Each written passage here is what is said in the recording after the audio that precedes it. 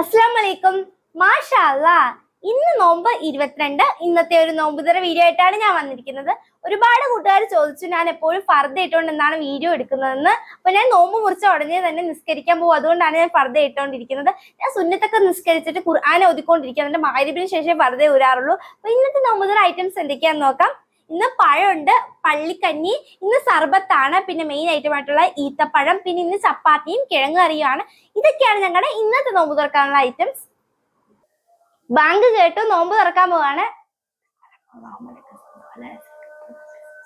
അൽഹംദുലില്ലാ, റമദാന്റെ പോരിശയാൽ അള്ളാഹു നമ്മുടെ ദുആയും അതുപോലെ തന്നെ നോമ്പും സ്വീകരിക്കട്ടെ.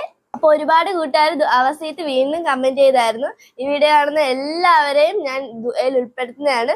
നിങ്ങളും ദുആ ചെയ്യുമ്പോൾ എന്നെയും എന്റെ കുടുംബത്തിനെയും ദുആയിൽ ഉൾപ്പെടുത്തണേ. ആമീൻ യാ റബ്ബൽ ആലമീൻ. പുതിയ ഒരു നോമ്പുതുറ വീഡിയോ ആയിട്ട് ഞങ്ങൾ വീണ്ടും എത്തുന്നതാണ്.